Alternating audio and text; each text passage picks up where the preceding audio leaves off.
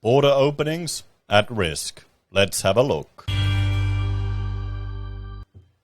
Hello everyone, Florian.heise here and welcome to another episode of HeiseSays. Grab your stein of coffee. Let's look at this article from Yahoo News discussing, Australia's border reopening.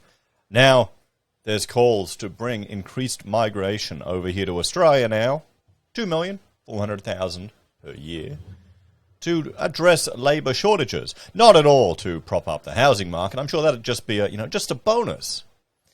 Maybe that's not going to go ahead.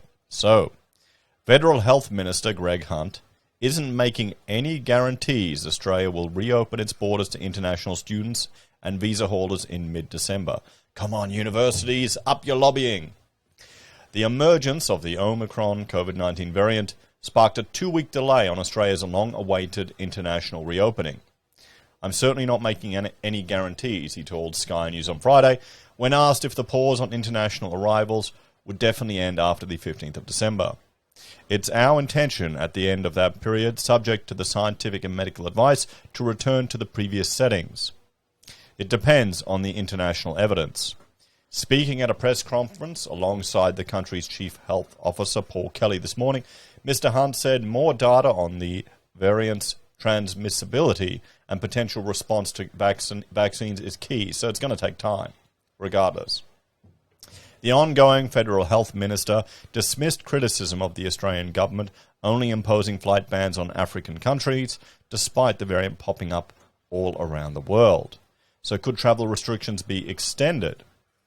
When asked if travel bans could be extended to countries like the UK, where Omicron cases have also emerged, Mr. Hunt said the government would not hesitate to do what was required to keep Australians safe. That's... there you go, guys. I mean, that's just the standard line now, isn't it? Our approach from the very day we closed the border with China on the 1st of February 2020 has been to follow the medical advice and to take those difficult decisions, he told reporters. If the medical advice changes, then we will not hesitate to take it, he said of the possibilities of more travel bans. It's been a hallmark of our approach to be fearless in our response. These can be difficult decisions. Right now, until the 15th of December, we have the current restrictions in place that is allowing the world to analyze the Omicron variant.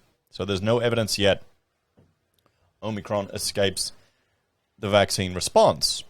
Given the very low levels of vaccination in Africa, where the Omicron variant was first discovered, data pertaining to vaccine efficacy against the strain will need to come from other countries, Mr. Kelly admitted. There's no evidence. Yet the current COVID vaccines don't work against Omicron, he added.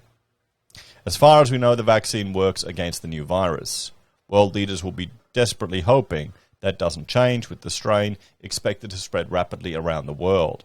I suspect within the next few months, Omicron will be the new virus in the world, Mr. Kelly said. Moderna boss Stefan Bancel warned this week that current vaccines may not be as effective against Omicron, but manufacturers are already working to make tweaks to their vaccines if necessary. On Friday, New South Wales recorded its highest number of new daily COVID-19 cases in 6 weeks, with the number of confirmed cases of the Omicron variant also climbing to 8. New South Wales Health reported 337 cases of the coronavirus in the 24 hours to 8 p.m. on Thursday, the highest since October 22nd. Victoria, meanwhile, recorded 1,188 new cases and a further 11 deaths. The health department confirmed on Friday their state is now managing 12,913 active cases. Everyone. Let's have a bit of a talk about this one. So the hope is that this will, be addressed and handled by all of the current vaccines that are in place, so that we can open the borders.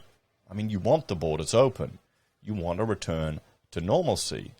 But the concern, frankly, I'm more concerned about the government response. And now you have a populace that's, I'm hoping, becoming more resistant to the fear-mongering from the media. Hopefully. Hopefully we're starting to build a tolerance to that. What do you think? Anyway, guys, let me know your thoughts on the comments on this one. It's just something to keep an eye on. Check out this last video I looked at with regards to opening the floodgates, the call for 2 million more migrants here to Australia. Because remember, here they're commenting about international students, and that affects property and the education sector, two huge parts of our economy. Take care, guys. I'll see you all in the next episode.